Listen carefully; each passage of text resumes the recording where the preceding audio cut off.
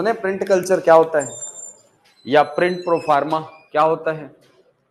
अरे आंगनबाड़ी देखे हो? आंगनबाड़ी जब जाओगे तो वहां पर देखना दीवारों पे बहुत सारे ड्राइंग बने होते हैं, बने होते हैं। विद्यालयों में देखना प्राथमिक स्तर की कक्षाओं में आपको बहुत सारे ड्राइंग देखने को मिलेंगे। क्यों बनाए जाते हैं? क्यों बनाए जाते हैं? कभी सोचो इसके पीछे का साइंस क्या है? इसके पीछे का साइंस यही है, आपको अनार के या आम के या सुना सुना करके भी तो याद कराया जा सकता था, लिखा के चलो आ आ ई ये भी तो याद कराया जा सकता था। क्या जरूरत थी अनार के या बना के अनार का चित्र बनाने की? कोई तो रीजन होगा। क्या कारण है सर?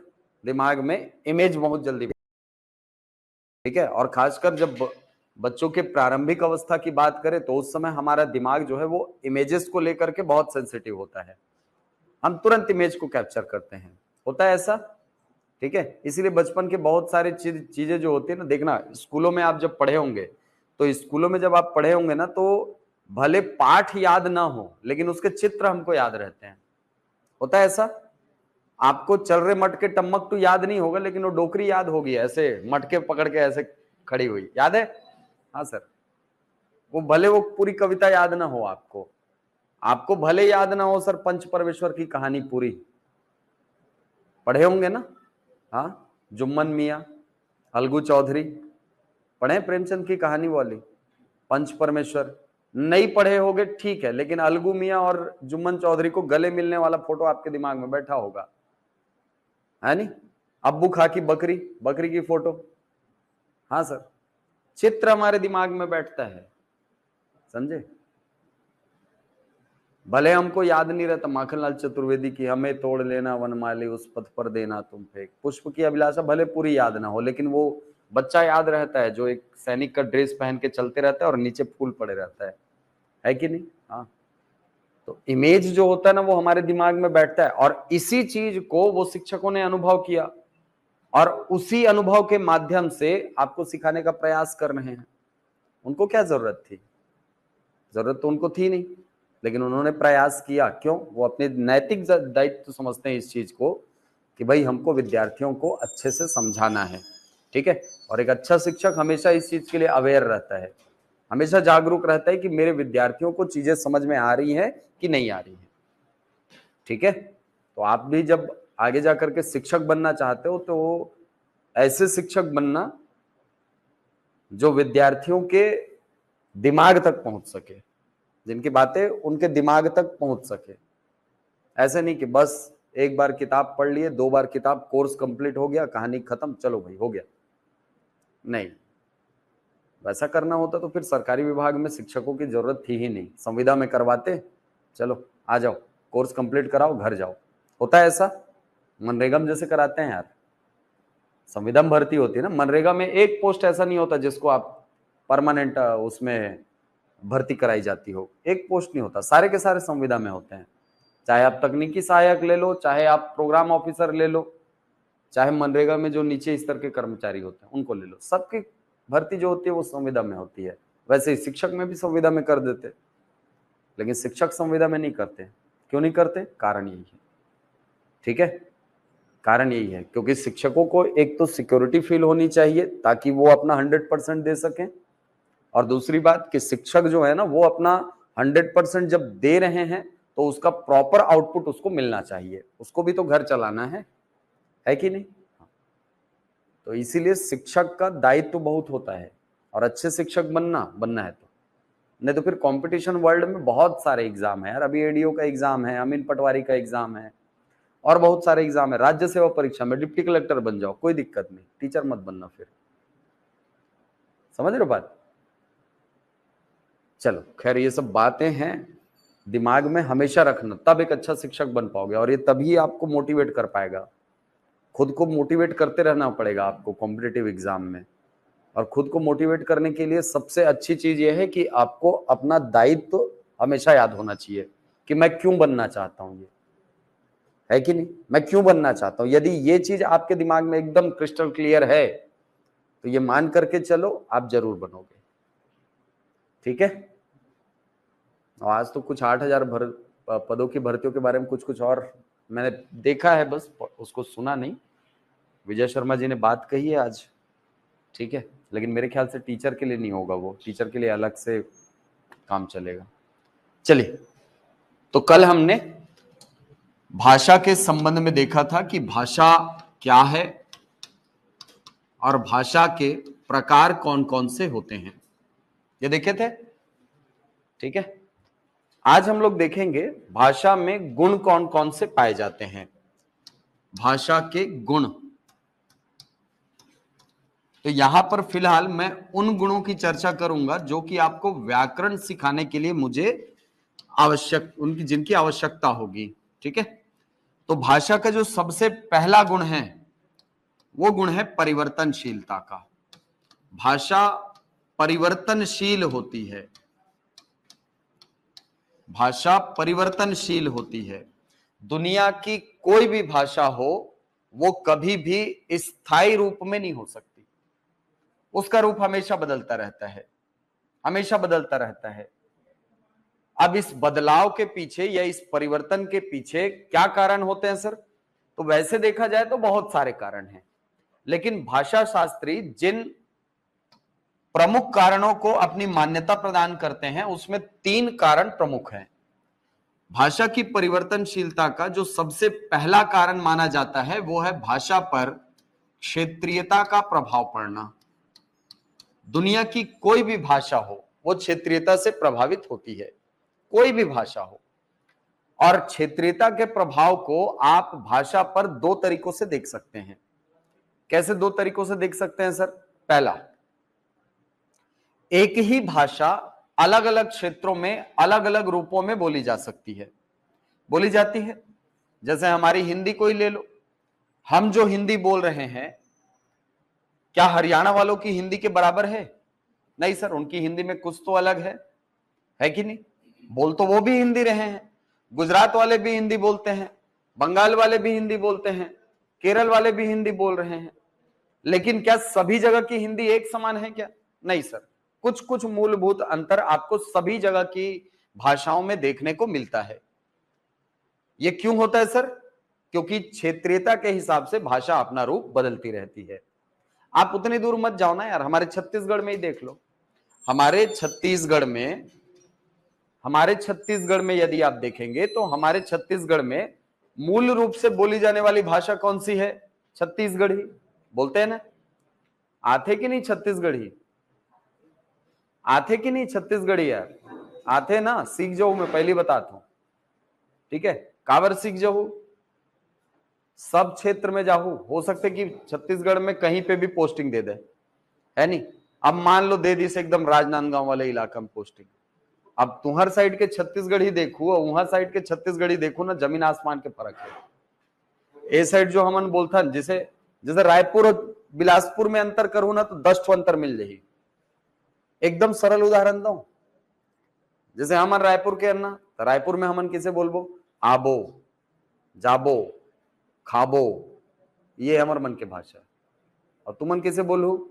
आहा, जहां, बोलते हो ना। ये कसडोल, जांजगीर चांपा, बिलासपुर वाला ये पूरा बेल्ट जो है ये इसी तरीके से बात करता है। आप देखिएगा भाषा का रूप, बोल वही रहे हो, है कि नहीं? आबो, जाबो, खाबो, आप क्या बोलते हो? आहा, जहां, खाहा, ये हो जाता है। ऊपर जाओ सरगुजा में आइल, गईल, खैल, है छत्तीसगढ़ी, वो भी है छत्तीसगढ़ी, आप भी, और छत्तीसगढ़ी मैं भी बोल रहा हूं, लेकिन भाषा का रूप क्या हो रहा है सर? बदल रहा है। भाषा का रूप क्षेत्रीयता के हिसाब से बदलता रहता है, और इसीलिए तो बोलते हैं ना, कोस कोस में पानी बदले, 4 कोस में बानी, है नहीं। मतलब भाषा का रूप थोड़ी थोड़ी दूर में बदलता रहता है, जैसे पानी का स्वाद बदलता है। आपके यहाँ पानी का स्वाद जरूरी थोड़ी है मेरे यहाँ के पानी के स्वाद के बराबर हो या वैसा ही हो, वैसा थोड़ी होता है सर। जैसे पानी का स्वाद बदलता है वैसे ही भाषा का टेक्सचर बदल जाता है थोड़ी थोड़ी दूर में, ठीक है। क्यों बदलता है सर? यह बदलता है क्षेत्रीयता के प्रभाव के कारण। तो एक ही भाषा कई अलग अलग क्षेत्रों में अलग अलग रूपों में बोली जा सकती है। जैसे आप छत्तीसगढ़ी का उदाहरण लोगे तो हमारे छत्तीसगढ़ में, ये जैसे मान लो मैं छत्तीसगढ़ का मैप बनाया,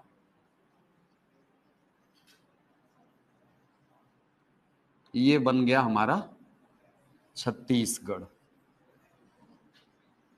ठीक, ये वाला जो हिस्सा है कितने राज्यों से घिरी है छत्तीसगढ़? कितना राज्यों से घिरा है? 7 राज्यों से सर। ये वाला जो पूर्वी हिस्सा है कौन से राज्य से घिरा है? उड़ीसा से लगा हुआ है सर। तो ये जो महासमुंद का एकदम पूर्वी हिस्सा है, सरायपाली बसना वाला रायगढ़ वाला हिस्सा है ना, इस हिस्से में जब आप जाएंगे ना तो आपको छत्तीसगढ़ी और उड़िया का एक मिश्रण से एक नई भाषा का विकास मिलेगा। इसको बोला जाता है लरिया भाषा। नाम सुना है आपने? है लरिया छत्तीसगढ़ी ही है, ये छत्तीसगढ़ी ही, लेकिन उड़िया के प्रभाव में आकर के उसका रूप थोड़ा सा बदल गया है भाषा पर क्षेत्रीयता का प्रभाव, है वो छत्तीसगढ़ी ही, लेकिन शब्द कौन से मिल जा रहे हैं सर? उड़िया के मिल जा रहे हैं उसमें।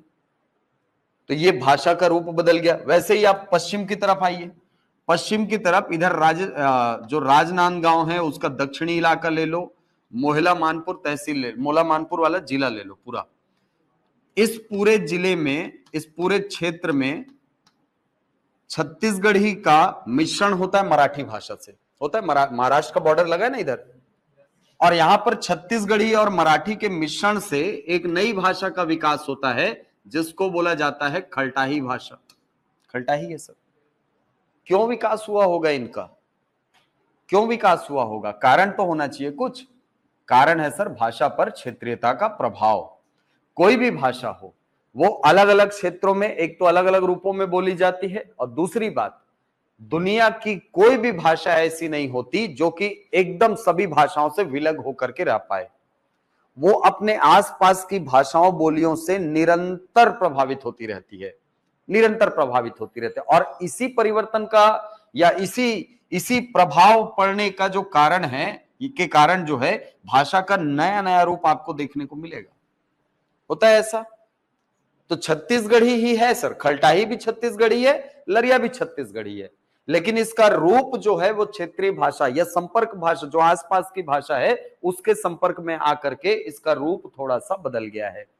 और ये एकदम अलग तरीके से आइडेंटिफाइड है, अलग तरीके से आपने इसको चिन्हांकित कर दिया है कि ये लरिया है छत्तीसगढ़ी। छत्तीसगढ़ी की उपबोली के अंतर्गत इसको रखा जाता है। छत्तीसगढ़ी की उपबोली है लरिया। ठीक है, जब आप जॉर्ज ग्रियर्सन का विभाजन पढ़ोगे तो वहां पर नहीं मिलेगा, ये मिलेगा आपको डॉक्टर नरेंद्र देव वर्मा के विभाजन में। डॉक्टर नरेंद्र देव वर्मा ने 1979 में एक किताब लिखी, छत्तीसगढ़ी भाषा का उद्विकास, और उस किताब में उन्होंने सबसे पहले क्या किया कि जो ग्रियर्सन 9 भागों में बांट के रखा था छत्तीसगढ़ी को, उस 9 भाग को डिनाई किया कि भैया ये नहीं है, आप गलत बताए हो। असल में छत्तीसगढ़ी कितने भागों में है? 10 भागों में है। और उन्होंने पूरे 10 भाषाओं को चिन्हांकित किया। यहां से वो खलटाही को भी चिन्हांकित करते हैं, लरिया को भी चिन्हांकित करते हैं, कलंगा और भूलिया जैसी भाषाओं को वो चिन्हांकित करते हैं, सरगुजिया, कोरवा, इधर बिंझवारी भाषा है, उनको सबको चिन्हांकित करते हैं वो। तो ये नरेंद्र देव वर्मा ने इसको पहचाना था, लरिया और खलटाही भाषा। खलटाही तो खैर पहले से चली आ रही थी। लरिया भाषा को 1979 में पहली बार चिन्हांकित किया गया था, किसके द्वारा? डॉक्टर नरेंद्र देव वर्मा के द्वारा। नाम सुने? कौन है? नारपा पैरी गीत लिखे। हाँ ठीक है, याद है भाई कि नहीं? होना चाहिएगा। चलो, तो कोई भी भाषा हो वो अपने आसपास की भाषाओं और बोलियों से प्रभावित होती रहती है। यह भी भाषा पर क्षेत्रीयता के प्रभाव को ही दर्शाता है। ठीक है, तो भाषा पर क्षेत्रीयता का प्रभाव 2 तरीकों से। पहला तरीका कि सर कोई भी भाषा अलग अलग क्षेत्रों में अलग अलग रूपों में बोली जा सकती है, पहली चीज। दूसरा, कोई भी भाषा अपने आसपास की भाषाओं और बोलियों से प्रभावित होती है। और ये जब सीख रहे हो ना आप, तो ये कहां पर काम आएगा आपको? जब आप पेडागोजी में बहुभाषिकता पढ़ोगे। समझ आ रही बात? बहुभाषिकता में आप ये नहीं बोल सकते कि अरे तू खलटाही में बात कर रहा है, मतलब छत्तीसगढ़ी का अलग रूप बोल रहा है तो तू गलत बोल रहा है। नहीं, गलत वो नहीं बोल रहा है, आप भी गलत नहीं हो, दोनों अपनी अपनी जगह पर सही है। दूसरे भाषाओं के लिए सम्मान का भाव प्रकट करेगा ये। समझे बात? आपके मन में सम्मान की भावना जागेगी, और दूसरों के भाषाओं को फिर आप ना तो हीन बताओगे ना अपनी भाषा को हीन समझोगे। ठीक है, चलो, तो भाषा किसके कारण प्रभावित होती है? क्षेत्रीयता के कारण। और इस क्षेत्रीयता के प्रभाव में आकर के भाषा अपना रूप बदल लेती है। दूसरा कारण भाषा की परिवर्तनशीलता का, यह है भाषा पर समय का प्रभाव पड़ना। भाषा समय के प्रभाव में आकर के अपना रूप बदलती है। इसको आप ऐसे समझ सकते हो कि वर्तमान में आप जो हिंदी का रूप देख रहे हो, हिंदी में जिस रूप में आप व्यवहार कर रहे हो, क्या 400-500 साल पहले हिंदी ऐसे ही बोली जाती रही होगी? सोचो, क्या 400-500 साल पहले हिंदी ऐसी ही थी जैसे आप बोलते हैं? नहीं सर, पहले प्रतीक्षा करते थे सर, फिर भी इंतजार करने लगे, अब वेट करते हैं। समझ रहे हो बात? हाँ, भाषा का रूप देखो कैसे बदल रहा है। क्यों बदल रहा है सर? दूसरी भाषाओं के प्रभाव में आकर के या अपने ही रूप को सरलीकृत करके। देखो, भाषा का एक गुण होता है, क्या गुण होता है कि भाषा जो होती है ना, वो धीरे धीरे धीरे धीरे करके सरलीकृत होती जाती है। आगे पढ़ाऊंगा उसको, है ना। भाषा अपना रूप धीरे धीरे करके सरलीकृत करती जाती है। सरलीकरण की ये जो प्रक्रिया होती है ना, ये पूर्णतः निर्भर करती है मानवीय प्रवृत्ति पर। और मानवीय प्रवृत्ति क्या कहती है? मानवीय प्रवृत्ति ये कहती है सर कि हमको कठिन शब्दों का उच्चारण नहीं करना। समझ रहे हो बात? हमको कठिन शब्द नहीं चाहिए उच्चारण करने के लिए। हम जब बोलचाल में, भाषा में शब्दों का प्रयोग कर रहे हैं, तो वो शब्द जितना सरल हो सके हम उन सरल शब्दों का प्रयोग करेंगे। ये हमारी मानवीय प्रवृत्ति है। होती है ऐसी? अरे इसीलिए तो ट्रैक्टर टेक्टर हो जाता है यार। होता है कि नहीं? गांव में ट्रैक्टर सुने हो कभी? नहीं बोलते सर, ट्रैक्टर ही बोलते हैं। क्यों बोलते हैं? ट्रैक्टर बोलना आसान है सर, ट्रैक्टर बोलना कठिन है कि नहीं? होता है ऐसा? हाँ सर, बहुत सारे ऐसे शब्द जो कि उच्चारण में कठिन हैं, उसको हम अपने तरीके से सरलीकृत करते हैं। होता है ऐसा? हाँ, ये होता है सर। तो हिंदी भी तो एक भाषा है, और हिंदी का प्रारंभ में भी कुछ स्वरूप अलग रहा होगा, सीधी सी बात है। धीरे धीरे धीरे धीरे धीरे धीरे करके उसका रूप क्या हो गया है? सरल हो गया। और इसके पीछे काम करती है हमारी मानवीय प्रवृत्ति। एक ह्यूमन टेंडेंसी होती है ये, कि हम कठिन शब्दों का उच्चारण नहीं करना चाहते। इसीलिए जो संस्कृत के कठिन शब्द थे, हमने उसको अपने तरीके से सरलीकृत कर दिया। अग्नि बोलना कठिन लगा, आग बना दिए। दुग्ध बोलना कठिन लगा, दूध बना दिए। समझ रहे हो बात? क्षीर बोलना कठिन लगा, खीर बना दिए, है कि नहीं? हस्ती बोलना कठिन लगा, हाथी बना दिए। हस्त बोलना कठिन लगा, हाथ बना दिए। अक्षोट बोलना कठिन लगा, अखरोट बना दिए। कदली बोलना कठिन लगा, केला बना दिए। नारिकेल बोलना कठिन लगा, नारियल बना दिए। अक्षवाट बोलना कठिन लगा, अखाड़ा बना दिए। क्यों सर? क्यों कर दिया ऐसा? क्योंकि हमको तो अपनी भाषा को सरल करते जाना है। यह हमारी मानवीय प्रवृत्ति है। तो दुनिया की कोई भी भाषा हो, दुनिया की कोई भी भाषा हो, वो धीरे धीरे धीरे धीरे करके सरलीकृत होती है। और इसके पीछे जो काम करने वाला फैक्टर है वो क्या है सर? समय। और इसके पीछे भी अगर एकदम महीनता से देखोगे तो समय असल में प्रभावित नहीं कर रहा है सर। प्रभावित कौन कर रहा है? हमारी मानवीय प्रवृत्ति, हमारी ह्यूमन टेंडेंसी। हम चाहते हैं कि शब्द सरल हो, इसीलिए सरल करते जाते हैं, है कि नहीं? हम शब्दों को सरल रूप में लाना चाहते हैं, इसीलिए शब्द सरल होते जाते हैं। और आज देखो, हिंदी में खीर लिखते हो कि नहीं? केला लिखते हो कि नहीं? नारियल लिखते हो कि नहीं? लिखते हो ना? कि अभी भी नारिकेल लिखते हो, अभी भी क्षीर लिखते हो? नहीं सर, नहीं लिखते। अब उसका सरलीकृत रूप मान्य कर दिया गया है। तो भाषा का प्रारंभिक रूप थोड़ा सा कठिन होगा, लेकिन मानवीय प्रवृत्ति के कारण वो शब्द धीरे धीरे धीरे धीरे धीरे धीरे करके सरलीकृत होती जाती है, वो सरल होती जाती है भाषा।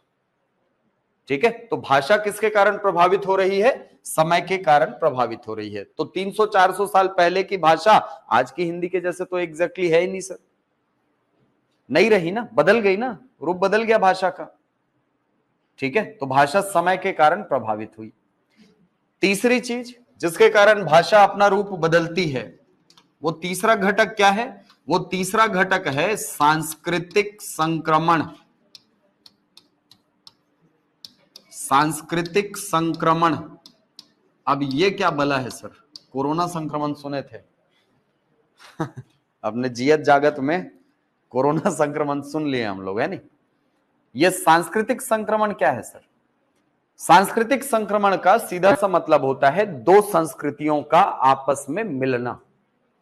और जब भी दो संस्कृतियां आपस में मिलती हैं, एक संस्कृति के सांस्कृतिक तत्व दूसरी संस्कृति में और दूसरी संस्कृति के सांस्कृतिक तत्व पहली संस्कृति में चले जाते हैं। होता है ऐसा। अब कौन से सांस्कृतिक तत्वों का लेन देन होता है सर? तो सबसे पहले लेन देन होता है कुछ रीति रिवाजों का। कुछ रीति रिवाजों का लेन देन होता है जो पहली संस्कृति में थे वो दूसरी संस्कृति में आते हैं संक्रमण के परिणाम स्वरूप। इसका एकदम सरल उदाहरण, अभी ये दिन नवरात्रि आएगा, ये दिन नवरात्रि है ना, 30 तारीख से गरबा चालू हो जाएगा। देखना, गरबा चालू हो जाएगा। क्यों चालू हो जाएगा सर? क्या वो छत्तीसगढ़ की संस्कृति का मूल हिस्सा है? मूल सांस्कृतिक तत्व है क्या हमारा? नहीं है सर, वो तो गुजरात की संस्कृति से हमारा संक्रमण हुआ और उस संस्कृति से ये सांस्कृतिक तत्व हमारे यहां कॉपी पेस्ट हो गया सर, है कि नहीं? हाँ, हमारे यहाँ बहुत सारे ऐसे सांस्कृतिक तत्व हैं। शादी में वो चुनरी निकलने वाला आजकल निकलता है, देखना, है कि नहीं? हाँ, डीजे बजना, फिल्मी गाने चलना, क्या वो हमारे सांस्कृतिक तत्व हैं क्या? नहीं सर, लेकिन आज हैं कि नहीं? हाँ सर, धड़ल्ले से मानते हैं और हम इनको धड़ल्ले से मनाया भी जाता है इसको, ठीक है। हाँ, आदमी ददरिया कर्मा नहीं सुने रहेगा, लेकिन ये सबको सुन लिए रहता है नहीं। सांसों की जरूरत है जैसे जिंदगी के लिए, याद रहता है सर, गाने याद रहते हैं लोगों को। क्यों याद है सर? क्योंकि आपकी संस्कृति से उस संस्कृति का मेल हुआ और उस मेल के परिणाम स्वरूप उसके सांस्कृतिक तत्व आपके सांस्कृतिक तत्व में शामिल हो गए, है कि नहीं? हाँ। तो रीति रिवाजों का लेन देन होता है। दूसरी चीज जिसका लेन देन होता है वो होता है साहित्यों का लेन देन। एक भाषा के साहित्य या एक संस्कृति के जो साहित्य हैं वो दूसरी संस्कृति में आते हैं और दूसरी संस्कृति के साहित्य चले जाते हैं पहली संस्कृति में। होता है ऐसा? होता है कि नहीं? और ये जो लेन देन होता है ना साहित्यों का, ये लेन देन होता है अनुवाद के माध्यम से। आप एक भाषा के साहित्यों को दूसरी भाषा में अनुवाद करते हैं, दूसरी भाषा के साहित्य पहली भाषा में अनुवाद होते हैं। होता है ऐसा? जैसे अंग्रेज हमारे यहां आए तो उन्होंने हमारे बहुत सारे साहित्यों को अंग्रेजी में अनुवाद किया कि नहीं? किए ना? क्या हुआ इस? अरे हाँ हूं करते रहो, अमर कथा चूक जाओगे, ठीक है। अमर कथा वाली कहानी है ना, पार्वती माता वाली, सुने हो कि नहीं? नहीं सुने? अमर कथा सुनाने के लिए ले गए थे शंकर भगवान, चल तेरे को अमर कथा सुनाऊंगा करके, जाने, और जाके डमरू बजाए तो पूरा जगह सुनसान हो गया, कोई नहीं था वहां, लेकिन एक तो खोंदरा में वो कबूतर छुपा हुआ था, जाने। अब पार्वती को कहानी सुनाना चालू किया, सुनाते सुनाते सुनाते सुनाते पार्वती सो गई, हाँ हूं करना बंद कर दी। उधर से तोता जो है वो हाँ हूं करता रहा, तो पूरी कथा सुन लिया वो और अमर हो गया और पार्वती सुध गई। समझ रहे हो बात? तो हाँ हूं का जीवन में बहुत महत्व है, ठीक है। हाँ, मेरे को भी तो पता चले आप लोग जाग रहे हो यार, है कि नहीं? तो जब पूछूंगा समझ आया तो आया तो हाँ, नहीं आया तो नहीं, फिर से बताओ, हाँ हूं, ठीक है। चलो, तो कोई भी भाषा हो, जब भी दो भाषाएं आपस में मिलती हैं तो एक भाषा के साहित्यों का अनुवाद दूसरी भाषा में और दूसरी भाषा के साहित्यों का अनुवाद पहली भाषा में होता है और इसके माध्यम से साहित्यों का लेन देन सांस्कृतिक रूप से होता है। जैसे अंग्रेज हमारे यहाँ आए तो उन्होंने बहुत सारे संस्कृत के साहित्यों को अंग्रेजी में ट्रांसलेट किया। आज आपको अंग्रेजी नहीं भी आती, लेकिन आप पढ़ सकते हो सर, हैरी पॉटर में कहानी में, वो उपन्यास में जेके रोलिंग ने क्या लिखा है आप पढ़ सकते हो। आप पढ़ सकते हो टॉल्स्टॉय को, आप पढ़ सकते हो ओ हेनरी की कहानियां, है कि नहीं? आप पढ़ सकते हो सर, शेक्सपियर को पढ़ सकते हो, उसके नाटक पढ़ सकते हो, आप हेमलेट पढ़ सकते हो। क्यों पढ़ सकते हो सर? उनका अनुवादित भाग आपके पास उपलब्ध है, अनुवादित संस्करण आपके पास उपलब्ध है, ठीक है। तो आप जिसको अंग्रेजी नहीं भी आती, आप जान सकते हो कि शेक्सपियर क्या बोलना चाहता है या टॉल्स्टॉय क्या बोलना चाहता है, वॉल्डेयर क्या बोलना चाहता है, रूसो क्या बोलना चाहता है, आप जान सकते हो, है कि नहीं? हाँ, और अंग्रेज ये जान सकते हैं कि ऋग्वेद में क्या लिखा है, सामवेद में क्या लिखा है, गीता में क्या लिखा है, वो जान सकते हैं। क्यों? अंग्रेजी में ट्रांसलेटेड है सर ये सारी किताबें। ठीक है, तो एक संस्कृति का दूसरी संस्कृति से मेल हुआ और साहित्यों का लेन देन हो गया। और इतिहास में पीछे जाओगे तो दारा शिकोह मिलेगा। दारा शिकोह औरंगजेब का बड़ा भाई था, जिसको मार दिया था औरंगजेब ने। वो बड़ा भारतीय संस्कृति को जानने के लिए ना बड़ा जिज्ञासु था, और उसकी जिज्ञासा ही उसको इतना अध्ययन करवाती थी कि पूछो मत। अध्ययन करते करते, भारतीय ग्रंथों का अध्ययन करते करते, गुरुओं से ज्ञान प्राप्त करते करते उसने भारतीय उपनिषदों का फारसी में अनुवाद किया, और फारसी में अनुवाद करके उस किताब का नाम रखा सिर्र ए अकबर। मतलब दुनिया में जितना ज्ञान है उसमें सर्वश्रेष्ठ ज्ञान, सिर्र ए अकबर। तो उसने वो नाम दिया। हुआ क्या इससे?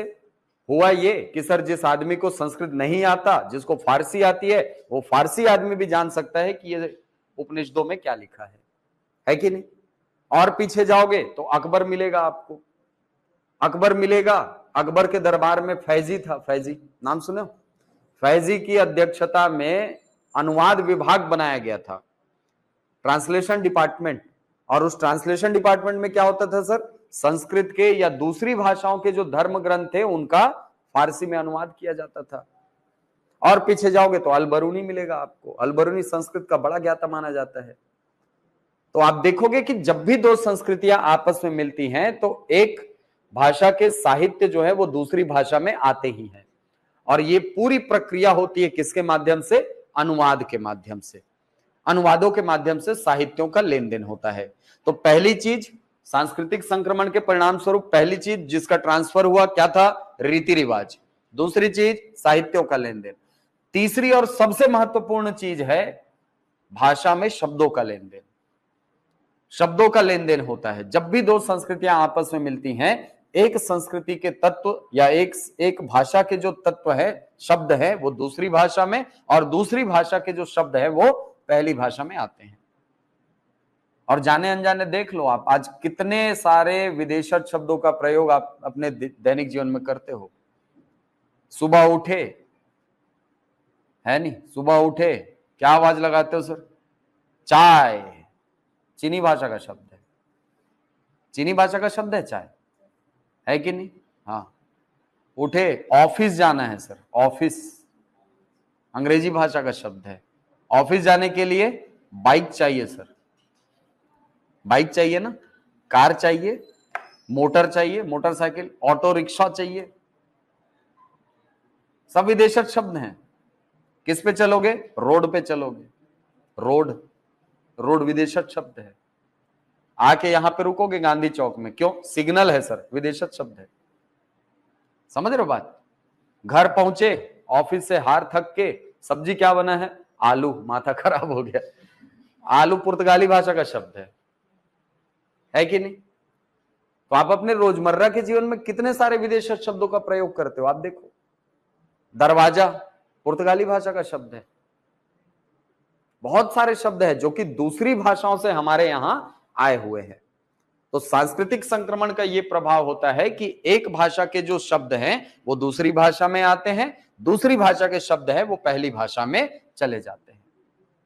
ठीक है, अब खुद सोचो, 300, 400, 500 साल पहले जब अंग्रेजी से हमारी मुलाकात नहीं हुई थी, तो क्या उस समय लोग अंग्रेजी भाषा के शब्दों का प्रयोग करना जानते होंगे? नहीं ना। अकबर थोड़ी अंग्रेजी में बात करता था यार, अंग्रेजी के शब्दों का प्रयोग करता था क्या? नहीं करता था। क्यों नहीं करता था? क्योंकि अंग्रेजी से उसका मेल नहीं हुआ था सर। कब चालू हुआ सर? जब अंग्रेजी भाषा से हमारी संस्कृति का मेल हुआ, हमारी भाषा का मेल हुआ, और इस मेल के परिणाम स्वरूप उसकी भाषा के शब्द हमारी भाषा में आए, हमारी भाषा के बहुत सारे शब्द उनकी भाषा में चले गए। हुआ है ऐसा? तो इसके कारण भाषा का रूप क्या हो गया सर? बदल गया। तो दुनिया की कोई भी भाषा हो, दुनिया की कोई भी भाषा हो, वो सांस्कृतिक संक्रमण के परिणाम स्वरूप अपना रूप बदलती ही है। और ये तीन ऐसे घटक हैं, तीन ऐसे कारण हैं जिसको सभी भाषा शास्त्री एक मत से मान्यता प्रदान करते हैं कि भाई हाँ, इन तीनों चीजों का प्रभाव भाषा पर पड़ता है, और तीनों का प्रभाव चूंकि भाषा पर पड़ता है, इसीलिए भाषा का स्वरूप एक समान नहीं रह पाता। वो भाषा क्या हो जाती है? परिवर्तित हो जाती है, उसका रूप बदल जाता है। तो यह है भाषा की परिवर्तनशीलता। ओके, तो भाषा की परिवर्तनशीलता के पीछे ये सारे कारण हैं। अब ये मैं आपको क्यों सिखा रहा हूं, क्यों बता रहा हूं, उसके पीछे कारण देखो। जब आप भाषा पर क्षेत्रीयता के प्रभाव को पढ़ेंगे ना, समझेंगे, अच्छे से समझेंगे, तो आपको देशज शब्दों का कॉन्सेप्ट समझ आएगा। देशज शब्द होते हैं ना, क्षेत्रीय भाषा से निकल करके मूल भाषा में शामिल होने वाले शब्द होते हैं, पढ़ा है आपने। समय का प्रभाव पढ़ोगे, मानवीय प्रवृत्ति, तत्सम और तद्भव का कॉन्सेप्ट आएगा दिमाग में। सरल करते जा रहे हो ना आप शब्दों को, तो तत्सम और तद्भव शब्द यहां पर विकसित होंगे। सांस्कृतिक संक्रमण का प्रभाव पढ़ोगे, विदेशज शब्द कॉन्सेप्ट समझ में आएगा आपको। ठीक है, तो ये सारी चीजें लिंक हैं, ये सारी चीजें लिंक हैं। जो आगे व्याकरण आप पढ़ने वाले हो या जो पेडागोजी आप पढ़ने वाले हो ना, उसके साथ पूरा लिंक होकर के चलेगा ये सारा चीज। ठीक है, चलो, तो ये है भाषा की परिवर्तनशीलता। किसी को कोई समस्या? समझ आ गया तीनों पॉइंट? ठीक। दूसरी चीज, और क्या गुण होता है सर भाषा में? भाषा में यादृच्छिकता का गुण होता है। दुनिया की हर भाषा यादृच्छिक होती है। यादृच्छिकता को यदि मैं अंग्रेजी में कहूं तो ये होता है सर रैंडमनेस। दुनिया की हर भाषा में ये रैंडमनेस पाया जाएगा, यादृच्छिकता पाई जाएगी। अब ये क्या बला है सर, ये रैंडमनेस या यादृच्छिकता? देखो, किसी भी भाषा में दो प्रकार की यादृच्छिकताएं पाई जाती हैं, दो प्रकार की। कैसे सर? पहली चीज, दुनिया की हर भाषा में हर वस्तु का एक नाम होता है, ये एक प्रकार की यादृच्छिकता। दुनिया की हर भाषा में हर वस्तु का एक नाम होना, ये क्या दिखाता है? यादृच्छिकता को दिखाता है। नाम उच्चारण कर पा रहे? क्या लिखा है? यादृच्छिकता। ठीक है, बहुत बढ़िया। दुनिया की हर भाषा में हर वस्तु का एक नाम होता है। कैसे सर? आप जिस पे बैठे हो वो हिंदी में कुर्सी है सर, अंग्रेजी में वही वस्तु चेयर है। वस्तु तो वही है ना। ये जो है, ये हिंदी में पंखा है, अंग्रेजी में यही वस्तु फैन है कि नहीं? ये जहां से आप आते हो, हिंदी में द्वार है, पुर्तगाली में दरवाजा है, अंग्रेजी में यही वस्तु डोर है। वस्तु तो वही है ना, वस्तु वही है। हिंदी में नक्शा है, नहीं सर, फारसी में नक्शा है। हिंदी में क्या है? ये मानचित्र है। ठीक है, और अंग्रेजी में यही वस्तु मैप है। वस्तु तो वही है कि नहीं? क्या भाषा बदलने से पदार्थ के गुण में कोई परिवर्तन हुआ क्या? नहीं सर, नहीं हुआ। तो दुनिया की हर भाषा में हर वस्तु का एक नाम होता है, और अगर नहीं है तो हम दूसरी भाषा से उधार लेते हैं। जैसे आलू, जैसे चाय, आपने दूसरी भाषा से उधार लिया है, मूल रूप से आपकी भाषा का शब्द नहीं है वो, आपने दूसरी भाषा से ये उधार लिया है कि नहीं? ये पहले प्रकार की यादृच्छिकता, ये पहले प्रकार की यादृच्छिकता कि दुनिया की हर भाषा में हर वस्तु का एक नाम होगा, ये भाषा की यादृच्छिकता। दूसरे प्रकार की यादृच्छिकता क्या होती है सर? इसमें क्या होता है? इसमें होता यह है कि किसी वस्तु के नामकरण के पीछे तर्क नहीं लगाया जाता, बस नाम रख दिया जाता है। किसी वस्तु के नामकरण के पीछे तर्क का अभाव होना, यह भी एक प्रकार की यादृच्छिकता कहलाती है। कैसे सर? जैसे हिंदी में आप देखें, हिंदी में आप बताओ, गाय को गाय ही क्यों बोलते हैं, या कौवा को कौवा क्यों बोलते हैं, कोयल को कोयल क्यों बोलते हैं? कोई कारण है तो बताना। हवा को हवा क्यों बोलते हैं, पहाड़ को पहाड़ क्यों बोलते हैं, पेड़ क्यों नहीं बोलते? और पेड़ को पेड़ क्यों बोलते हैं, नदी क्यों नहीं बोलते? नदी को नदी क्यों बोलते हैं, सूरज क्यों नहीं बोलते? और सूरज को सूरज क्यों बोलते हैं, अंतरिक्ष क्यों नहीं बोलते? कोई कारण है तो बताइए, कोई कारण है? नदी को नदी क्यों बोला जाता है? क्या सर? कोई कारण है? कोई कारण नहीं है सर। कोयल को कोयल क्यों बोला जाता है? कोई कारण नहीं है, कोई कारण नहीं है। और ऐसा नहीं है कि ये केवल हिंदी में है, अंग्रेजी में भी काऊ को काऊ क्यों बोलते हैं, रैट को रैट, कैट को कैट क्यों बोलते हैं? कोई कारण नहीं है।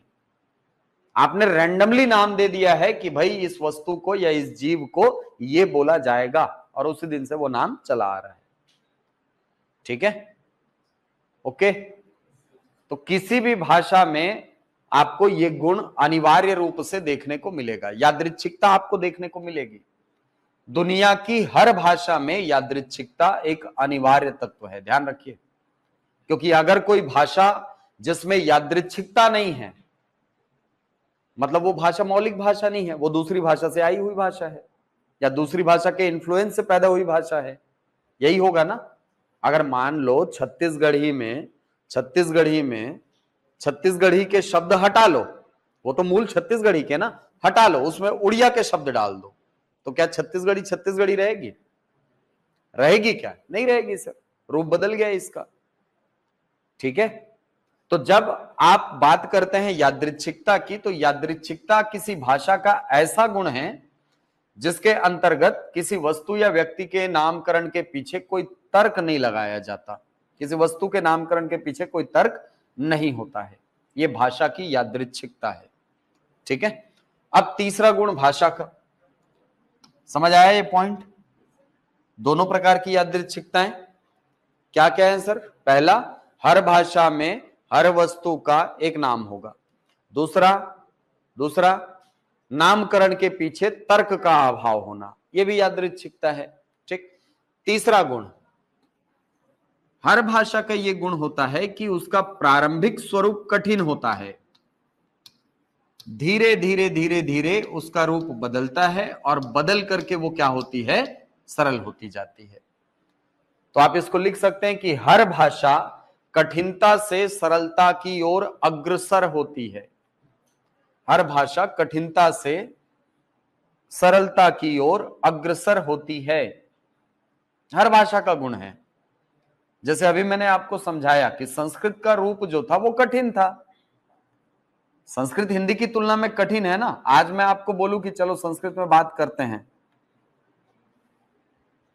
आपके लिए मुश्किल हो जाएगी, वो हो जाएगी ना। ये चीज आपके लिए मुश्किल है सर। क्यों मुश्किल है?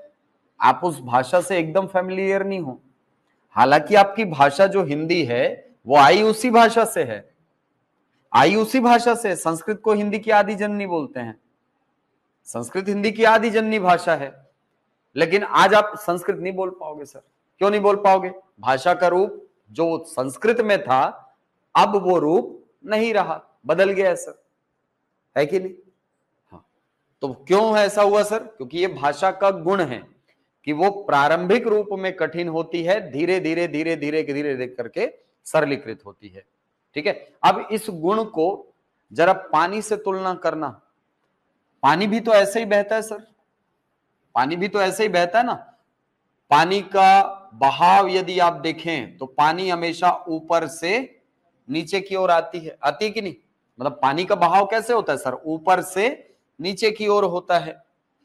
अब ये जो हाइट है, ये जो ऊंचाई है, इसको आप भाषा की कठिनता मानो, तो भाषा का रूप धीरे धीरे करके क्या होता जा रहा है? सरल होता जा रहा है ना। और चूंकि भाषा का रूप कठिन से सरल की ओर अग्रसर होता है, इसीलिए कबीरदास भाषा को कहते हैं बहता नीर। तो क्वेश्चन आता है कि भाषा को बहता नीर की संज्ञा किस व्यक्ति ने दी है? ठीक है, या किस कवि ने भाषा को बहता नीर कहा है? तो किसने कहा है?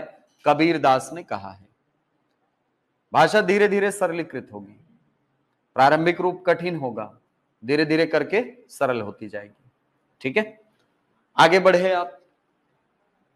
चौथा गुण समझ आ गया? ये पॉइंट समझ आ गया ना? ठीक। अगला पॉइंट कि हर भाषा के अपने निश्चित ध्वनि चिन्ह होते हैं।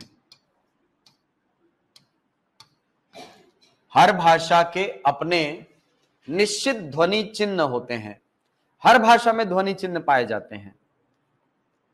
ध्वनि चिन्ह कहने का मतलब क्या हुआ सर?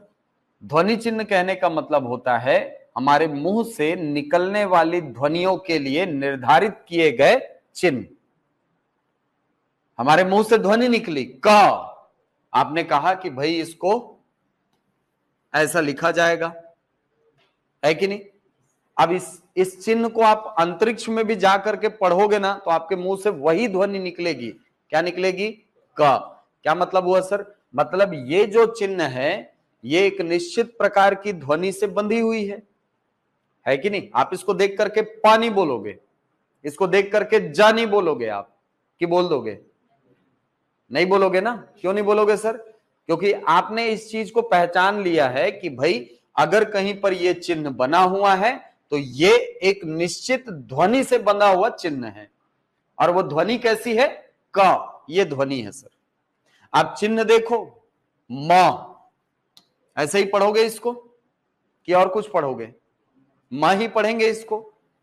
कहीं पर यह ऐसा चिन्ह लिखा हुआ दिखे, क्या पढ़ोगे इसको? ला पढ़ोगे, है कि नहीं? हाँ। तो आप निश्चित ध्वनि चिन्हों के माध्यम से भाषा को समझते हैं, होता है ऐसा, ठीक है? अब इन चिन्हों को आप कहीं पर भी जाओ, आप अमेरिका में जाकर के पढ़ो, चाहे लंदन में जाके पढ़ो, चाहे पेरिस में जाके पढ़ो, इसको पढ़ोगे तो क, इसको पढ़ोगे तो म, इसको पढ़ोगे तो ल ही पढ़ोगे, है कि नहीं? क्यों सर? क्योंकि ये निश्चित ध्वनि से बंधे हुए चिन्ह हैं। और हर भाषा के अपने एक निश्चित ध्वनि चिन्ह होते हैं, जिसको आप कहते हो लिपि। जिसको आप क्या कहते हो? लिपि। लिपि असल में है क्या? ध्वनि चिन्हों का समुच्चय ही तो लिपि है। आप जब बहुत सारे ध्वनि चिन्हों को देखते हो, जितनी जितनी ध्वनियां आपकी भाषा में हैं, उनके लिए जब आप चिन्ह निर्धारित करते हो तो उन्हीं चिन्हों के समुच्चय को आप क्या बोलते हो? लिपि कहते हो। वही तो लिपि है आपकी। जैसे हिंदी की लिपि क्या है? देवनागरी लिपि है। अंग्रेजी कौन सी लिपि में लिखी जाती है? रोमन लिपि में लिखी जाती है कि नहीं? हर भाषा की अपनी अपनी एक निश्चित लिपि होती है। हाँ, एक ही लिपि में कई भाषाएं लिखी जा सकती हैं, ये ध्यान रखिएगा। एक ही लिपि में कई भाषाएं लिखी जा सकती हैं। जैसे जैसे छत्तीसगढ़ी भी देवनागरी में लिखी जाती है, मराठी भी देवनागरी में लिखी जाती है, अवधी, बघेली, जितनी उपबोलियां उपभाषाएं हैं हिंदी की, सबके सब देवनागरी में लिखी जाती हैं। लिखी जाती हैं कि नहीं? हाँ सर, सब देवनागरी में लिखी जाती हैं। तो एक ही लिपि में कई भाषाएं लिखी जा सकती हैं। ओके, चलो, तो ये है भाषा के कुछ महत्वपूर्ण गुण जो कि आपको एग्जाम में काम आएगा। अगर एग्जाम में काम नहीं आएगा तो आगे हिंदी को बेहतर तरीके से समझने में आपके काम आएगा ये। ओके, आगे बढ़े फिर। चलो, तो ये तो हो गई बात भाषा के गुणों की। अब आते हैं हम लोग हमारे अगले टॉपिक में। अगला टॉपिक है हिंदी का विकास क्रम।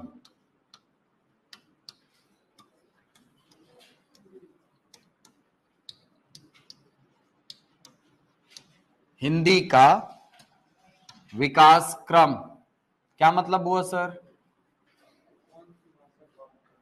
हाँ भाई, बोलो बोलो। कौन भाषा पहले आई, इसको पढ़ते हैं हम लोग, ठीक है। हिंदी का विकास क्रम कहने का एक सबसे बेसिक चीज समझो, है ना। देखो, कभी भी ऐसा नहीं होता कि 19 मार्च को एक भाषा पैदा हो जाए और 20 तारीख से लोग बोलना चालू कर दें। 19 मार्च 2025 को एक भाषा चालू हो जाए और 20 मार्च से लोग उसमें व्यवहार करना शुरू कर दें। कभी नहीं होता ऐसा। दुनिया की हर भाषा, चाहे वो हिंदी हो, चाहे अंग्रेजी हो, चाहे कोई भी हो, दुनिया की कोई भी भाषा हो, वो एक निश्चित विकास क्रम से गुजरती है। उसका एक निश्चित विकास क्रम होता है। अब इसके पीछे बहुत सारे कारण होते हैं, जिसमें आपने ये सारी चीजों को पढ़ा है कि भाषा अपना रूप बदलती जाती है कि नहीं? हाँ, हर भाषा एक निश्चित विकास क्रम से गुजरती है। उसका स्वरूप प्रारंभ में कठिन होगा, धीरे धीरे धीरे धीरे धीरे धीरे धीरे धीरे करके सरलीकृत होती जाएगी वो भाषा। वैसे ही हिंदी का एक निश्चित विकास क्रम है, और हिंदी का विकास क्रम आरंभ माना जाता है कहां से? संस्कृत से। हिंदी का विकास क्रम माना जाता है कि ये प्रारंभ कहां से हुआ है?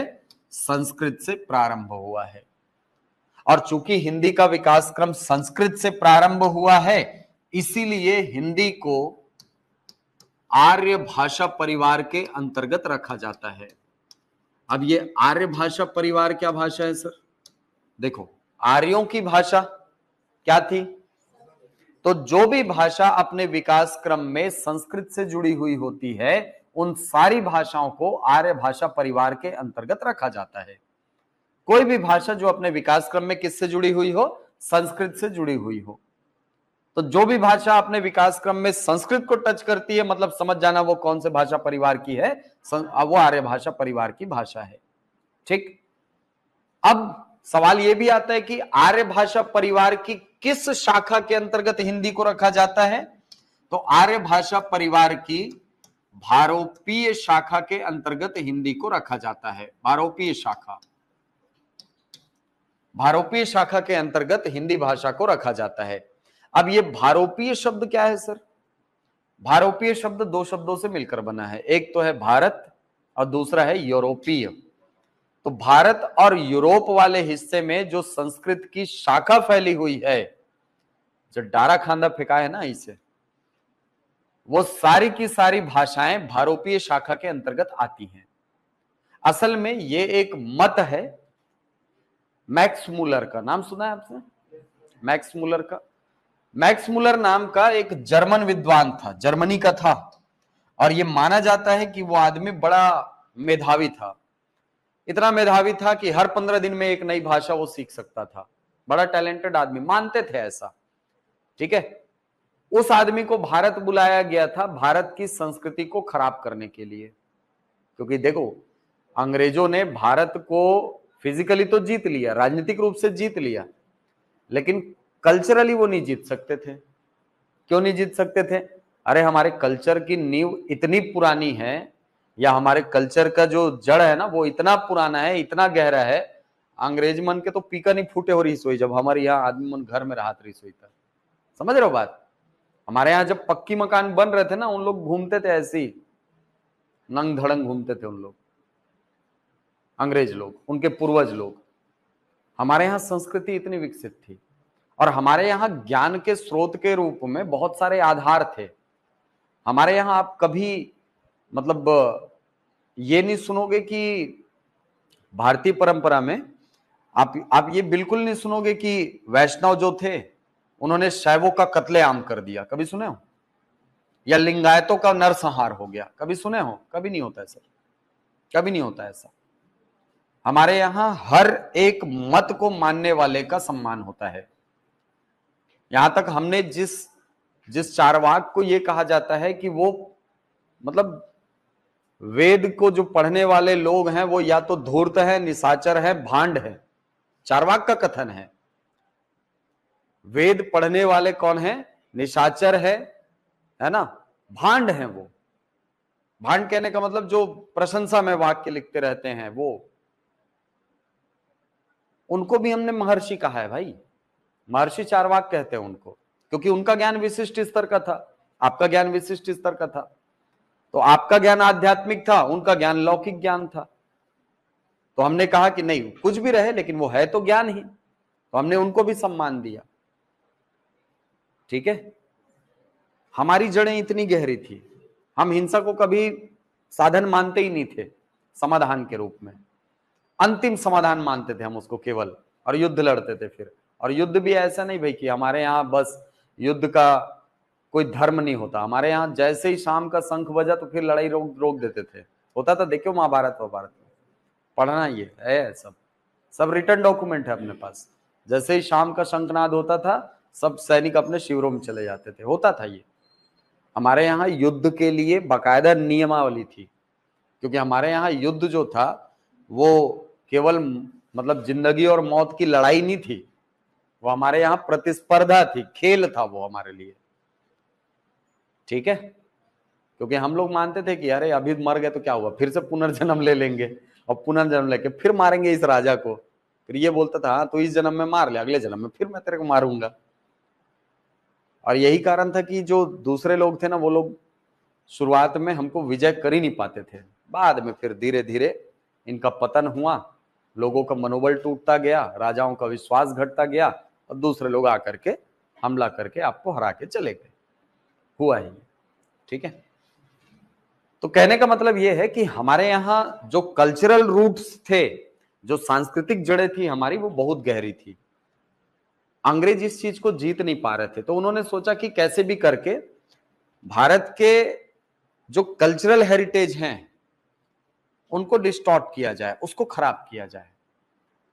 और ये करने के लिए उन्होंने बुलाया किसको? मैक्स मुलर को। और मैक्स मुलर ने आकर के ये सिद्धांत दिया कि भाई यहां पे जो लोग रहते हैं, जिनकी बात तुम मानते हो, वो लोग तो भारतीय हैं ही नहीं। आर्यों के आक्रमण का सिद्धांत दिया उसने, मैक्स मुलर का सिद्धांत है ये। उसने कहा कि नहीं, ये जो आर्यंस हैं, जो उत्तर भारत में रहने वाले लोग हैं, ये तो भारत के हैं ही नहीं। तो कौन है सर? बोले मध्य एशिया से आए हुए हैं। मध्य एशिया से आए, यहां आकर के आप पे हमला किए, जो मूल निवासी थे उनको खत्म किए, और खत्म करके फिर आर्यों का जो वंश था वो यहां पर संचालित कर रहे हैं ये। और इसी को बोला जाता है, आप देखना, आप पढ़ेंगे इतिहास तो इतिहास में ये शब्द आएगा, आर्यों के आक्रमण का सिद्धांत। इतिहास जो पढ़े होंगे आप लोग जान भी रहे होंगे, ये मैक्स मुलर का मत था। तो मैक्स मुलर को इसलिए बुलाया गया था, ठीक। अब ये जब मैक्स मुलर आया तो मैक्स मुलर ने ये कहा कि भाई ये जो आर्यंस हैं,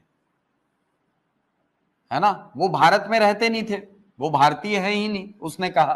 तो कहां से आए हैं? सवाल उठा, तो बोले मध्य एशिया से। अब ये मध्य एशिया क्या है? ध्यान देखना, ध्यान देना। ये भारत हमारा, भारत के बाद इधर जब जाएंगे तो इधर ये अपना गरीब पाकिस्तान, फिर आएगा आपका अफगानिस्तान, अफगानिस्तान के बाद इधर खाड़ी के देश हैं, ईरान, इराक, कुवैत, मस्कट, सब नाम सुना होगा आपने, ये सारे कंट्रीज पड़ती हैं। ऊपर की तरफ जब आप जाएंगे ना, तो यहां पर पाकिस्तान के ठीक ऊपर देश पड़ेगा अफगानिस्तान। अफगानिस्तान के ऊपर जब जाएंगे, है ना, उत्तर पूर्व की तरफ, तो यहां पर 5 देशों का एक समूह मिलेगा। ऐसा इन्हीं 5 देशों के समूह को कहा जाता है मध्य एशिया के देश। ये मध्य एशिया, मिडिल ईस्ट एशिया बोला जाता है इसको। यहां पर नाम आपने सुना होगा, ताजिकिस्तान, तुर्कमेनिस्तान, नाम सुने? उज्बेकिस्तान, है कि नहीं? कजाकिस्तान, नाम सुना होगा आपने, है ना। इसमें ये जो मैक्स मुलर था उसने बताया कि भाई यहां पर उज्बेकिस्तान वाले इलाके में, उज्बेकिस्तान वाले इलाके में आर्यंस पहले रहा करते थे। आर्य जो थे वो कहां रहते थे? उज्बेकिस्तान वाले इलाके में, मध्य एशिया में। ये चूंकि कबीले के रूप में रहा करते थे, तो कबीला धीरे धीरे धीरे धीरे करके बड़ा होने लगा। ये कबीला बड़ा होने लगा, और कोई भी कबीला जब बड़ा हो जाता है, कबीलाई संस्कृति में जब कबीला बड़ा हो जाता है, तो उसमें एक सामाजिक प्रघटना हमको देखने को मिलती है, जिसको बोला जाता है विघटन। नाम सुना है आपने? विघटन होता है उस कबीले का। तो ये कबीला चूंकि आकार में काफी विस्तृत हो चुका था, तो इस कबीले का क्या हो गया? विघटन हो गया। विघटन के परिणाम स्वरूप एक हिस्सा इस कबीले का निकल करके चला गया किधर? यूरोप की तरफ, और एक हिस्सा आकर के रहने लगा अफगानिस्तान के बदख्शां नाम की जगह में। बदख्शां, ये अगर आपने सिंधु घाटी सभ्यता पढ़ा होगा तो ये नाम बड़ा चर्चित नाम है, ठीक है। ये वो जगह है जहां से सिंधु घाटी सभ्यता के लोग लाजवर्द मणि का आयात करते थे, लैपिस लाजुली जिसको कहा जाता है, उसका आयात करते थे ये। अब ये जो आर्य थे वो आकर के रहने लगे कहां पर? बदख्शां में। कबीला था तो कबीले का आकार फिर से धीरे धीरे इसी जगह पर क्या होने लगा? विस्तृत होने लगा। और जब पर्याप्त विस्तृत हो गया तो फिर यहां पर क्या होगा? विघटन। विघटन के परिणाम स्वरूप एक हिस्सा निकल करके चला गया ईरान की तरफ, और एक हिस्सा आ गया हमारे भारत में सप्त सैंधव प्रदेश में। और यही जो सप्त सैंधव प्रदेश में आकर के बसने वाले लोग हैं, उनको नाम दिया गया आर्य। इसलिए पढ़ते हो ना आपकी, आर्य सबसे पहले कहां आकर के बसे? सप्त सैंधव प्रदेश में आकर के बसे। 7 सिंधु हैं, 7 नदियां हैं यहां पर। नाम सुना होगा, चिनाब, झेलम, रावी, है ना, ये सब नाम सुने होंगे, व्यास। ये 7 नदियों का एक, 7 नदियों की एक श्रृंखला है यहाँ। इस पूरे हिस्से को बोला जाता है सप्त सैंधव प्रदेश। यहां पर आकर के वो बस गए। अब ये जो शाखा है जो भारत आई है, इस शाखा के द्वारा जिस भाषा का विकास हुआ उसको नाम दिया गया संस्कृत भाषा। ये मैक्स मुलर का मत है ना। और ये जो शाखा जो ईरान की तरफ गई है, इस भाषा के इस शाखा के द्वारा एक भाषा का विकास हुआ जिसको बोला गया हिट्टाइट भाषा समूह। ठीक है, ये हिट्टाइट भाषा समूह है। जैसे वहां भारोपीय शाखा पढ़े ना, वैसे ये हिट्टाइट शाखा है। और इसी हिट्टाइट शाखा से एक भाषा का विकास हुआ, हिब्रू भाषा। नाम सुना है आपने हिब्रू भाषा का? हिब्रू भाषा वो भाषा है जिसमें क्रिश्चियनिटी और जुडाइज्म की सबसे पुरानी किताब, यहूदियों की सबसे पुरानी किताब लिखी गई है, जिसको नाम दिया जाता है ओल्ड टेस्टामेंट। वो किताब हिब्रू भाषा में लिखी गई है। ठीक है, और ये जो संस्कृत भाषा वाले हैं, यहां से ऋग्वेद का निर्माण हुआ, ऋग्वेद का विकास हुआ। ठीक है, अवेस्ता लिखी गई है हिब्रू भाषा में। ठीक, तो ये जो शाखा है, ये जो लाइन आपको दिखाई पड़ रहा है, कहां से कहां तक बोलूं मैं? इसको यहां से चालू करता हूं। यहां से लेकर के ये जो पूरी शाखा है, ये पूरा जो आपको भाषा का ग्रुप दिख रहा है, इसको नाम दिया गया भारत प्लस यूरोपीय इज इक्वल टू भारोपीय। समझ आई बात? तो ये इतनी बड़ी कहानी है भारोपीय की। तो हिंदी जो है ये किस शाखा की भाषा है? भारोपीय शाखा की भाषा है। कौन से परिवार की है? आर्य भाषा परिवार की है। पूरी दुनिया की भाषाओं को भाषा शास्त्रियों ने 13 भाषा परिवारों में बांटा है, 13 भाषा समूहों में। उसमें से एक शाखा का नाम है भारोपीय शाखा। ठीक है, ओके, चलो। तो हिंदी का विकास क्रम कहां से आरंभ हुआ? संस्कृत से आरंभ हुआ। इसीलिए संस्कृत को हिंदी की आदि जननी भाषा कहा जाता है। हिंदी की आदि जननी भाषा कौन सी है? कौन सी है? संस्कृत है सर। ठीक है, संस्कृत को हिंदी की आदि जननी भाषा कहा जाता है।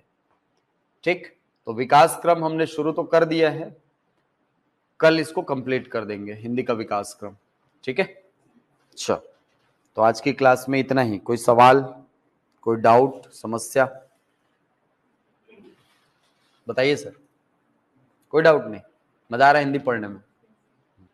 हिंदी बोरिंग नहीं है, मैं पहले बता रहा हूँ। ठीक है, हिंदी बोरिंग बना दिए हो आप लोग ना पढ़ के। ठीक है, चलो कल यहीं से कंटिन्यू करेंगे, मुझे एक बार रिमाइंड करा देंगे आप लोग। ठीक है।